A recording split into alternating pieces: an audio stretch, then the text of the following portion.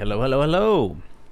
How much do we need to make in order to purchase a home in Duncanville, Texas? That is our goal for today. Finding the salary necessary to purchase a home in Duncanville with today's climate, today's interest rates, today's property taxes, today's real estate prices. So that is what is on our vision board for today. Let me just make sure that our audio is correct. So Duncanville is on the mind right now. Again, we're going to go into real estate prices. We're going to talk about property taxes. We're going to talk about interest rates, PMI versus no PMI, down payments, anything and everything in between. So this is the one that you don't want to miss. And the audio seems to be working okay. So as you're coming in, a like is going to go a long way. It's going to really help get these videos out to the masses. So that's what we want to reach out. Well, we want this video to find its way into the people that can use this information. So again, if you're looking for the salary that you need or the income that you need to have before purchasing a home, this is it. This is the video. So we're going to go specifically into Duncanville and do our breakdown there. So without further ado, let's dive right into it. So let's start off with the real estate prices. What are the real estate prices in Duncanville? This is a number that's very important because we need to know what number we're shooting towards, what the real estate prices happen to be in Duncanville. So today we're going to look at those real estate prices and we're going to get an anchor point, which again is the price point that we're trying to hit. Then we're also going to look at a little bit of the inventory available in Duncanville, and we're going to spend maybe 90 seconds on there. But I just want to visually show you what type of real estate you can purchase, the type of property that you can purchase with the sales price that we get from the Duncanville research. And then we're going to do all the math. We're going to break down how to actually match what you're making versus what the real estate market is doing. We're going to combine those and have a really good answer for you. So what you're seeing on the screen right now is Altos Research, which is real-time market data that is free for you to use.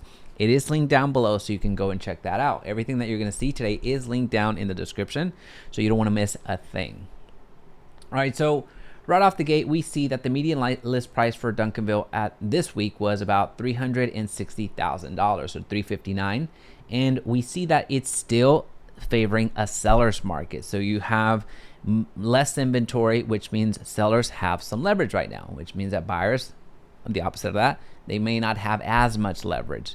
So that's the big difference. If you're on a seller's market here, this means that there's limited inventory and sellers can be a little bit choosy on the type of offers that they can accept because there's not as much supply.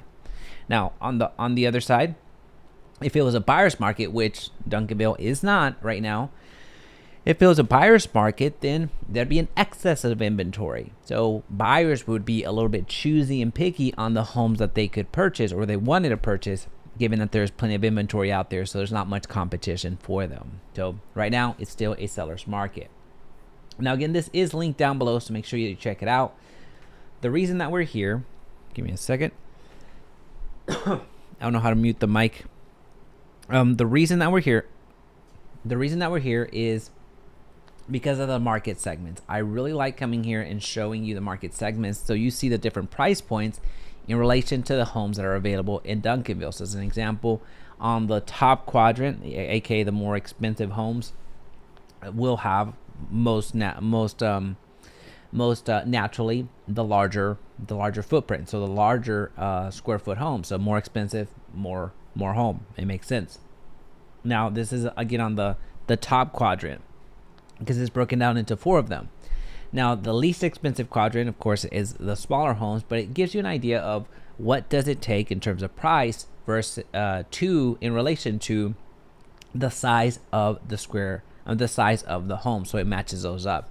When we do our calculations, we use the third quadrant. One of the big reasons that we go with the third quadrant is because we want to give a real life scenario in most cases where whenever you're looking to purchase in a specific city, you're not always looking for the least expensive home in the area. It would be nice, but you're not looking necessarily for the least expensive home in the area, because that generally means that you're going to need to put some work into it, meaning that there's most likely not as many upgrades. Most likely there's a bit more fixing that needs to happen. And depending on your real estate goals, that's not where many people want to be.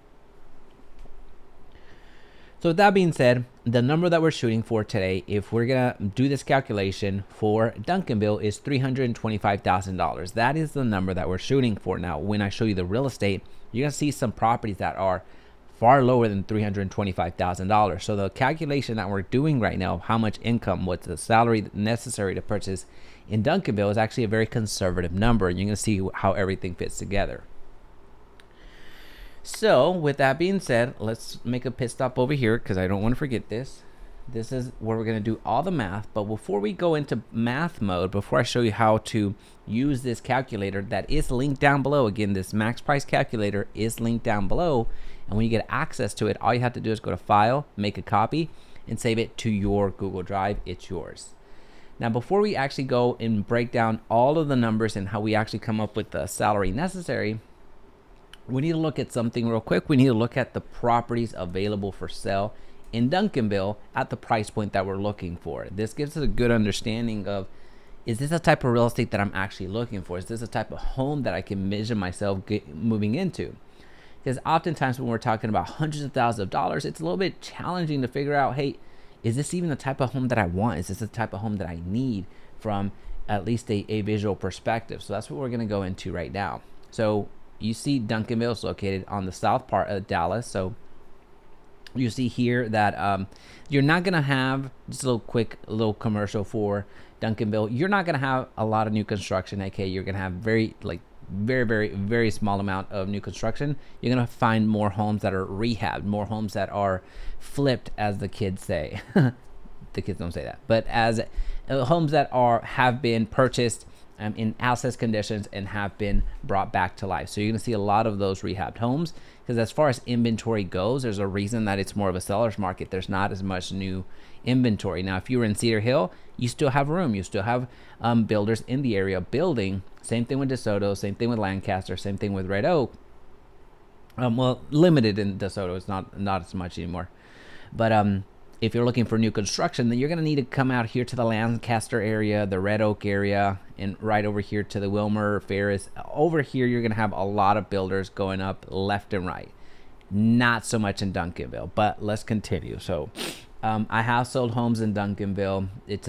I enjoy Duncanville quite a bit. So let's go into this by removing myself for a quick second. And let's spend 90 seconds looking at the real estate that's available here. Now, as mentioned, although we are shooting for a $325,000 home, see that there's homes available right now for under $250,000. So you have 240, 243, and as I continue scrolling down, you're gonna see a lot of homes like this is a rehabbed home right here.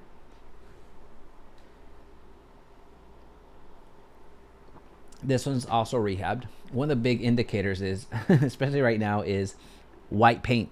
White paint tells you a lot, and also wood trimming and wood planks out front. This is also a rehabbed home.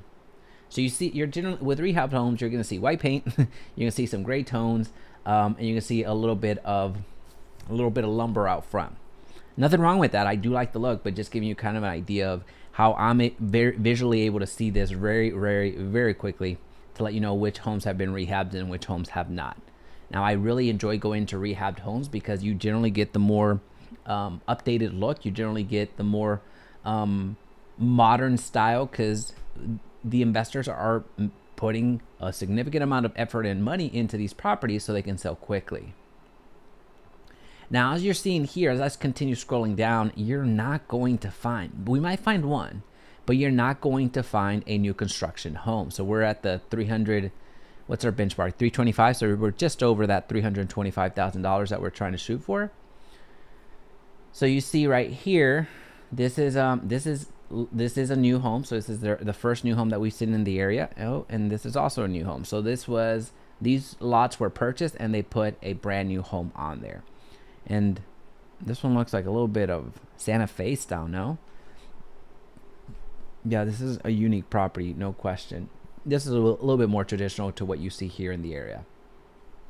And I'm just a sucker for these the driveways up here. Oof, that home is awesome. That home is awesome. Very cool.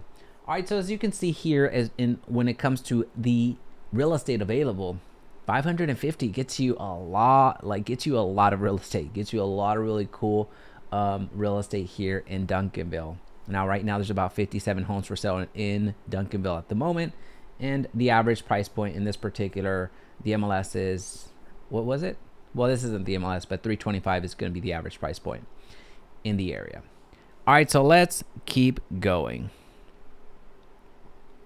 Put myself back here. Let's X out of that. And let's start doing some math. Now that you see visually what 325 can do, you saw the numbers and where they were, and you also see how much real estate is in Duncanville right now available for sale at the moment.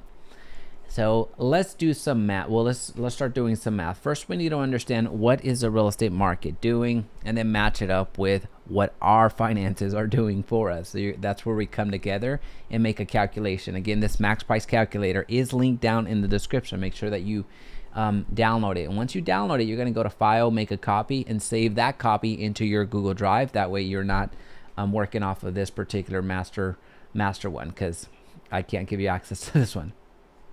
Down payment. Down payment is one of the big fallacies, one of the big misunderstandings about down payment is that you need 20% down to purchase a home.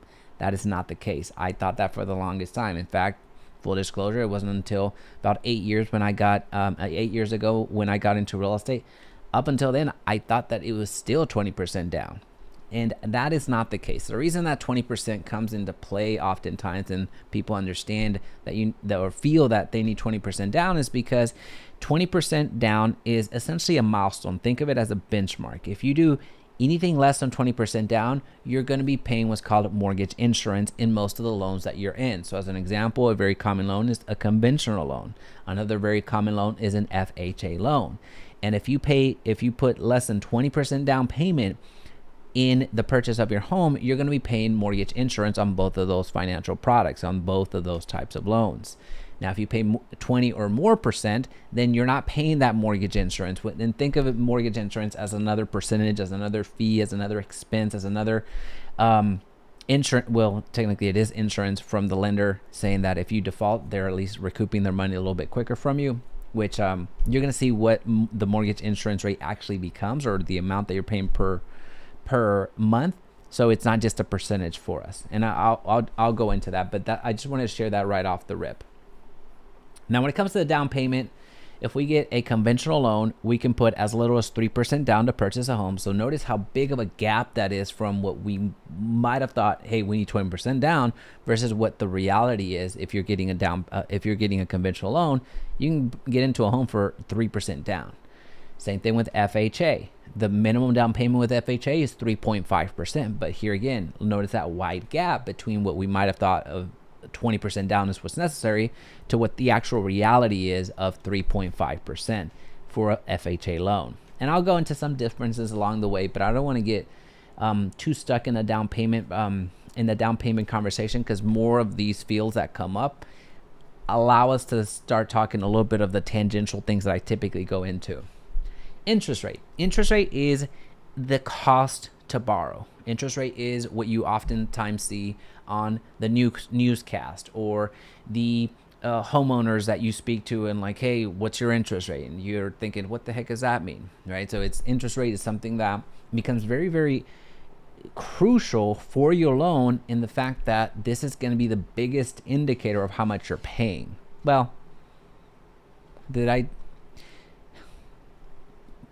amount of the home is very important, but the biggest, let's just say, a small change of an interest rate is going to have drastic results on how much you pay. So you're going to see what that looks like here shortly. And with that being said, as of right now, as of Friday, actually, we had a significant interest rate drop. So it might not register right now because it literally just came down the pike. I had 25 different lenders email me and text me about the interest rate drops, and rightly so. This is what they do, and I share that information with my clients, of course. Now, as you're coming in, a like is going to go a long way. It's going to help distribute this live stream and here soon to be a recorded video to the masses. So a like would be super appreciative, and also let me know that you're here. Comment where you're listening from. Are you in the area? Are you thinking about moving to the area? What is your relationship with Duncanville? I want to hear. But regardless of when you're watching this video, the exercise is going to be the same. All we have to do is go to mortgage interest rates today, and you're going to come here to Google.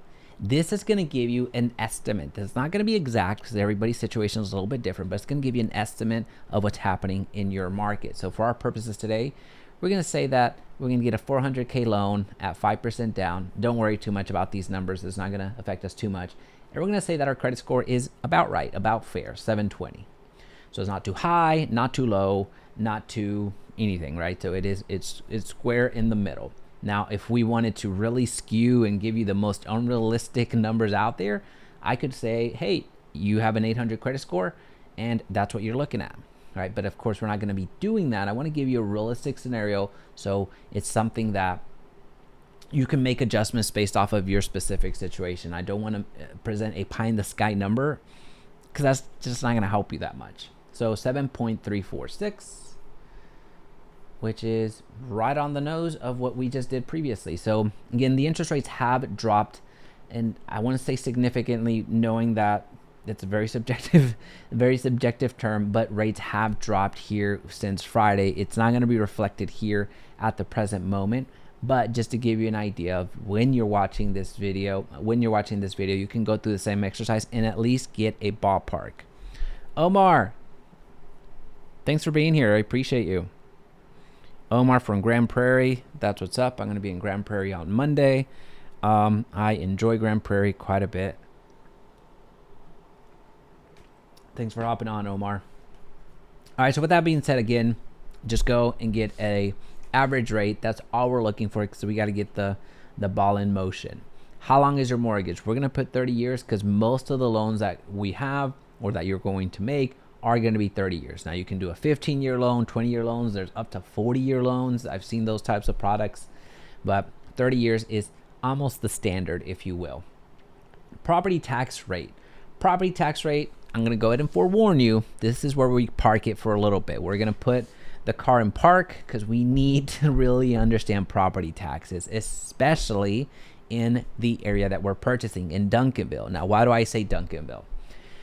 Especially in Duncanville. Well, because Duncanville is the first city that is right next to Dallas. So, well, it's a surrounding city. Of course, there's other cities that touch Dallas, but you're looking at Duncanville being very close to Dallas. But whenever clients are looking for a home in this area, we oftentimes look at Duncanville. We oftentimes look at DeSoto. We oftentimes look at Cedar Hill. So we're in that area, and the homes are very similar. Price points are a little bit different. It's a little bit more expensive to be in Cedar Hill, and but for the most part, you're looking at similar type of real estate. You're looking at similar commute time. You're looking at a lot of similarities. So the reason I really want us to pay close attention to property tax rates is because what's not going to be similar is going to be the property tax rate.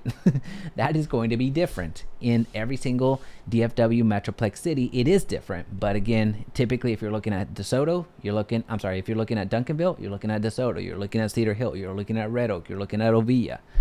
Maybe not so much Ovilla, and also just the south side of Dallas, and including a little bit of Grand Prairie if I come to think about it, because it's right down the road.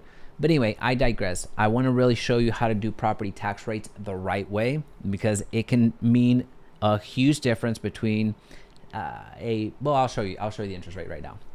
All right, so property tax rate. All we have to do is we're going to go back to Google, and we're going to go to Duncanville, Texas property tax rate. All right. Now let's just say you're coming in from California, where the property tax rate is relatively, if you compare it to Texas, it's relatively cheap. It's relatively a non-factor. Well, here's a few things to understand about property taxes. One, you're paying property taxes when you become the owner. When you purchase a property, you are paying property taxes on the property for the life that you own that property. So that's number one. Number two, Texas is known for having high property tax rates. In fact, I was just having a conversation with one of our buyer discovery calls with a couple out of New Jersey. They actually happen to be in the highest property tax rate in the country, which is New Jersey. So for them, it's actually going to be a relief to come into Texas because Texas is actually number 6. It's not a ranking that I'm very proud of, and we are not very proud of because that means that it's a little bit more expensive when it comes to property taxes. But we do need to understand that property taxes are a real expense. It has to be budgeted for because we're talking about whatever percentage we come up with, it's going to be multiplied times the assessed value of the home, and we're paying that every single year in property taxes. So depending on the size of the home that we have, you could be paying $5, $8, $15,000, $30,000 in property taxes every single year, just in taxes. And I'm going to show you exactly what that looks like with this property that we're purchasing for about $325,000 in Duncanville. So that's the second thing I want us to appreciate about that.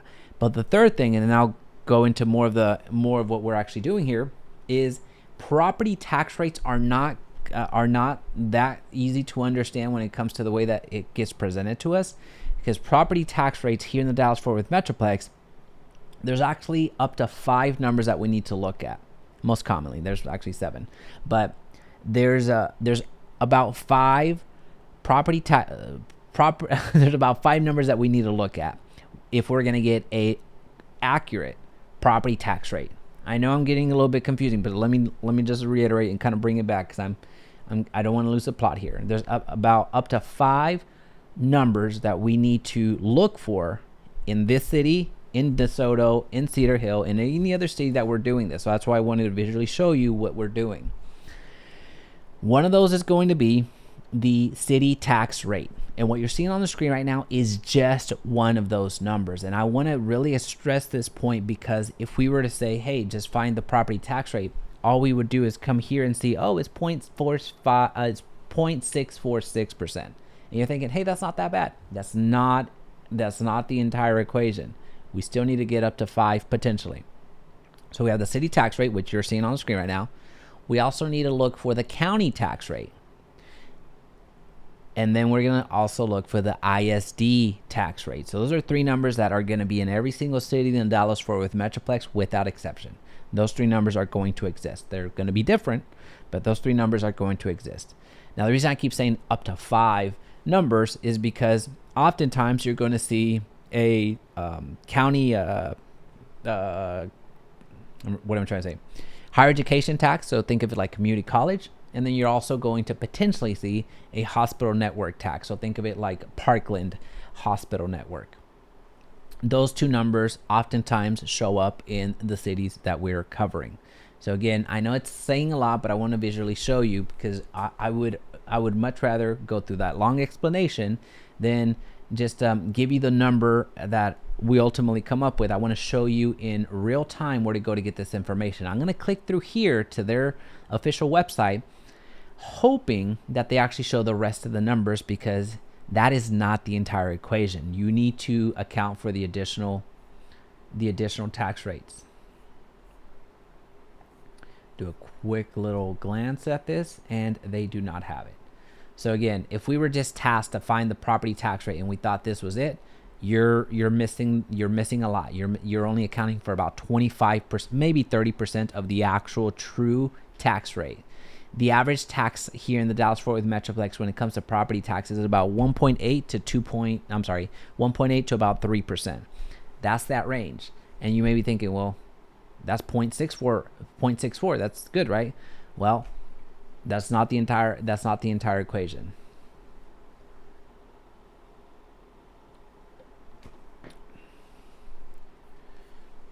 All right, so let's go through here, do a little brief scan. The first place that you're going to start looking for, I did a brief scan and it's not there. The first place that you're going to start looking for is their official website. And as you can see, not all the cities do a really good job. Very few, actually.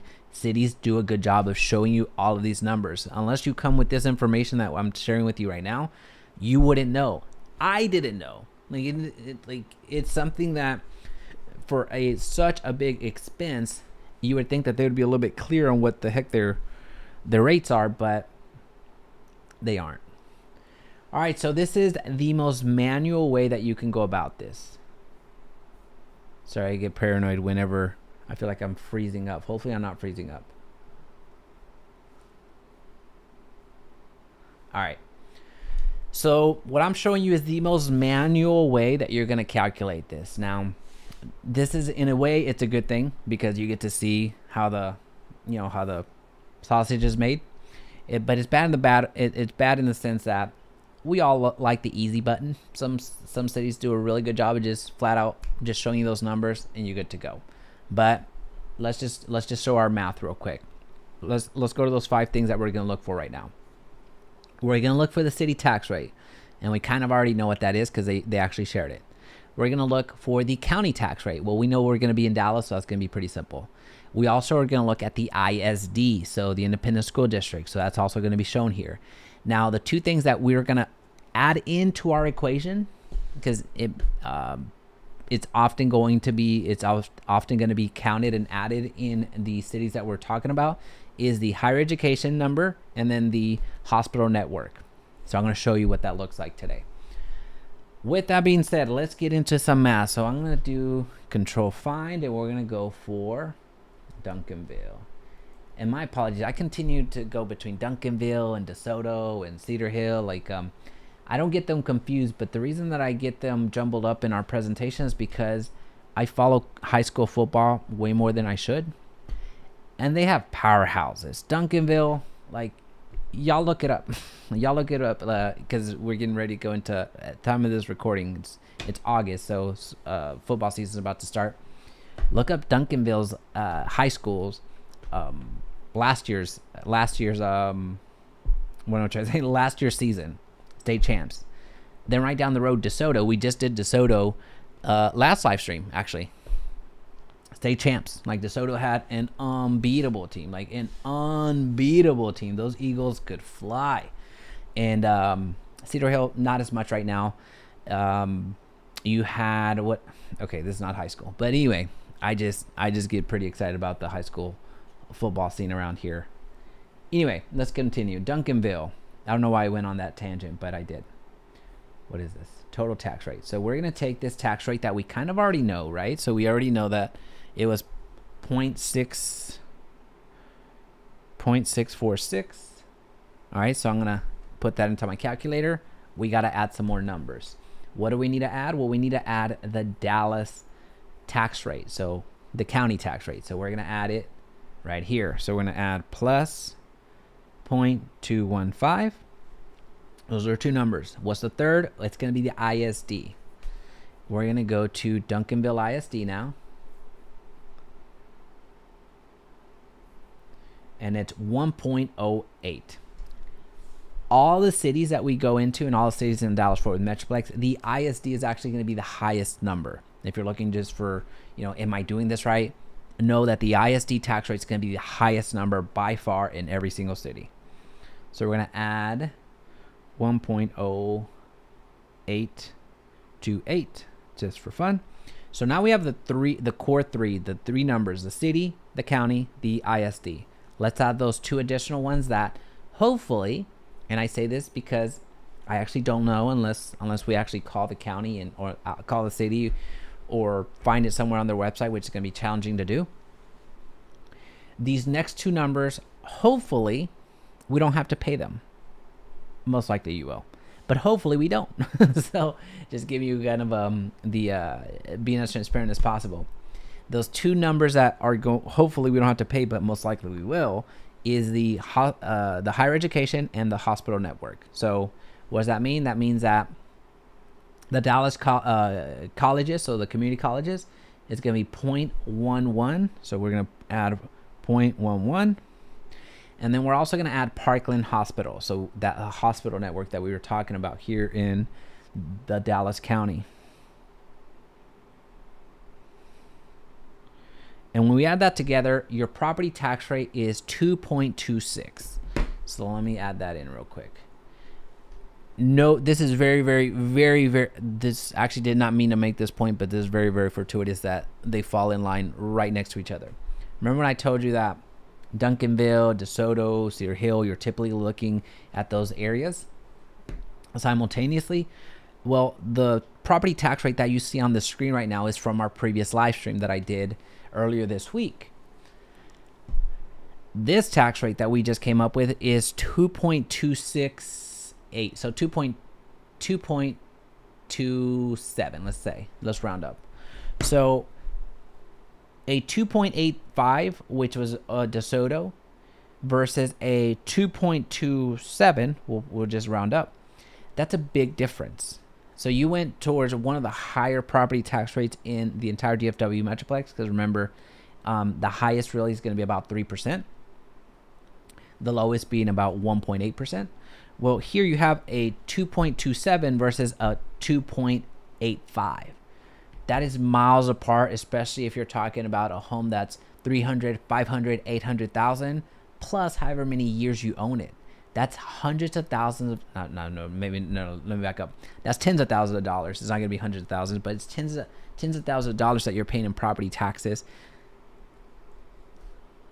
of a difference, right? So it's something that this is very fortuitous that this happened. Again, I didn't even plan for it. I just saw what our previous one was, DeSoto, and the reason we're doing the Duncanville is because the next one, it's a D. So we're going in alphabetical order as we cover all the cities in the Dallas-Fort Worth Metroplex. So that's huge. Right now, I know I spent the last 15 minutes talking about property taxes, and that's probably not the sexiest thing to cover, but it's really so important that we understand that, given that we're talking about tens of thousands of dollars of a difference that you just saw in comparison between two cities that you could easily find yourself in DeSoto, you could easily find yourself in Duncanville, you could easily find yourself in any one of these cities, because typically we're looking at homes in that area because of the proximity to Dallas. So that's pretty cool that it happened that way. Insurance rate, this is going to be a ballpark estimate. This is basically 0.75% times the value of the home. So there's not much that we're going to do here. It's just an estimate. It's something that will give you the estimated premium that you're going to be paying per month to have homeowners insurance, which you will be required to have. Mortgage insurance. So remember when we talked about if we do less than 20% down, then we're going to be paying mortgage insurance. Well, here you have just a little bit of a scenario that we're crafting.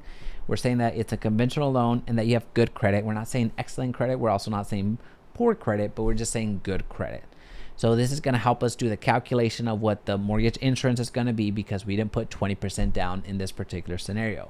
If we had put 20% down, this wouldn't matter, because mortgage insurance is not a thing for us, because we wouldn't, it's not something that would be assessed. Yearly HOA fees. This is one of those rare times where I'm actually not going to budget in HOA fees. So HOA fees in a property of this value in most common areas, you're looking at $300 to $500 a year in HOA fees if your home happens to be in an HOA. But Duncanville is one of those rare cities where I'm actually not going to even factor in HOA fees. This is very, very rare. There's been a handful of cities that I've actually selected not to include HOA fees in our calculation. Now, it's not a ton, but it's also talking about several $100, so it's money. We're not going to budget that in this particular case, because it's when you purchase a home in Duncanville, most likely you're not going to purchase one in an HOA because there's not as many HOAs. Now, if we were purchasing a home in most of the other cities, in all 98% of the other cities that we cover, then yeah, I would budget in some HOA expense, but I'm not going to do that here. Income tax, we're not going to worry about that. That's going to work itself out. This is where we start putting in our personal finances. This is where we start adding in our personal numbers. So here we have our yearly gross income of, well, we're going to say that we make $80,000. That's where we're going to start in our calculation. On tab 3, you're going to see the calculation at play and at work. Oh, dang, this showed up and I don't know how to get rid of it. How do I get rid of that? Okay.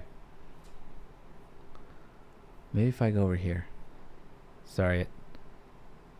Okay. Yeah, I don't know how to get rid of this. All right, so we're going to say that we make $80,000 a year in gross income, but we also need to factor in our debt. How much debt do we have, in the sense that What are we paying for child support, credit cards, student loans, car loans? That is what debt is. We're not looking for expenses. Expenses is your groceries, is utilities, your phone bill. Like those are expenses. That's already going to be factored into our equation. There's a certain debt to income ratio that we're actually going to be working with that already factors in the expenses, so we don't need to do that. So in summary, your part of the equation more likely is going to be how much you make per year, and then you're going to be adding the minimum monthly payment on your debt. Don't put phone bill, don't put anything like that. Put anything else like car loans, student loans, credit cards, personal loans, child support, things like that. This is what you add here. So you just add the minimum monthly payment so you can do the calculation. Let me rephrase that. So it does the calculation correctly. It is linked down below. So remember, once you get this calculator that you're seeing on the screen right now, all you have to do is go to make a copy and save it into your file, and you can input your information at no cost to you. Now, we also have a co-borrower section. So if somebody else is qualifying with you and they have debt, you're going to add this here as well. So how much they make per year, and then also what their minimum monthly payments are on their debt. So again, this is all linked down below. You can access it at any time. It's something that you're going to have access to. Now, in the following slide or in the following tab, what we're going to do is we're taking all the information of what the market is doing right now, and we're matching it with what our financial capability is, what our gross income is versus the debt that we have. And it's going to give us the most that we can purchase. So the max price home that we can purchase. So essentially our budget. What can we purchase to, right? So when we click here, we're going to see, I'll come up to the top here shortly, but I want to show you what this looks like. We're going to see that based off of our calculation, the most that we can purchase is $321,000.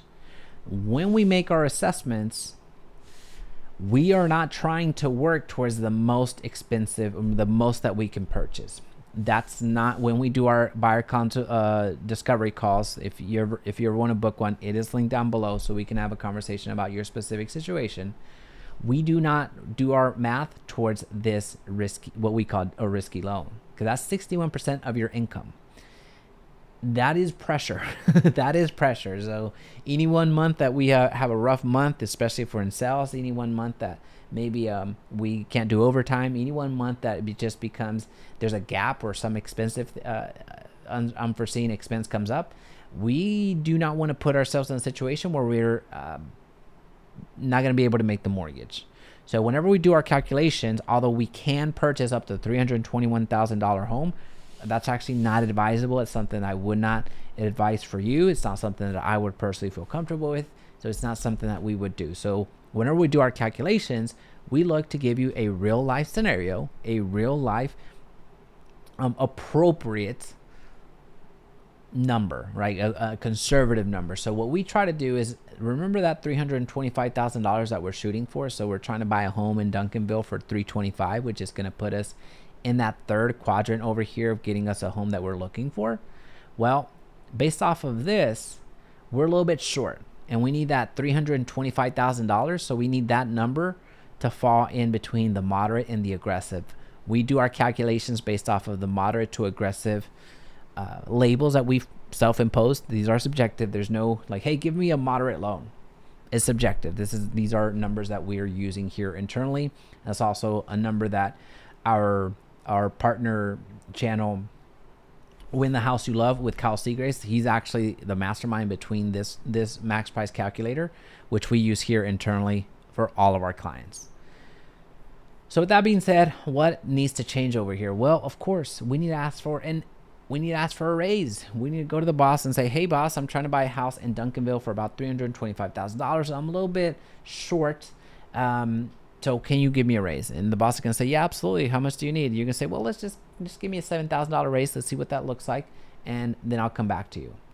And if we do that calculation, we see that 325 is right in between here. It's you can't see it. It's theoretical, but $325,000, it meets our requirement of it being between a moderate and an aggressive loan. So if you make $87,000 a year and have no income, no debt to speak of, then you are in a position to purchase a home in Duncanville based off of this number. Now, of course, you saw some properties already that I showed you that were $240,000. So you could purchase less expensive homes, and you would be very well within, like, you'd be between a conservative and a moderate loan, which, if that's the type of property that you're looking for, awesome. That's great. You have access to that capital with the income that you have.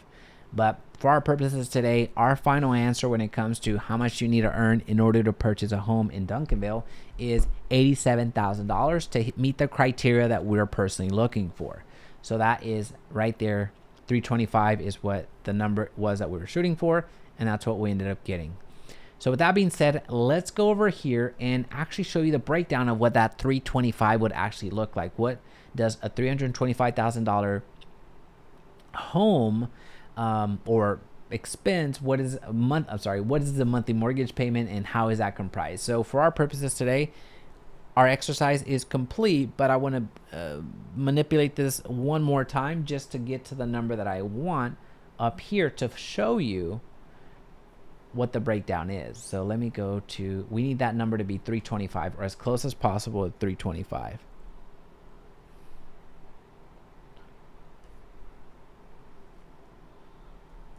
Don't mind me, I'm just giving myself a raise.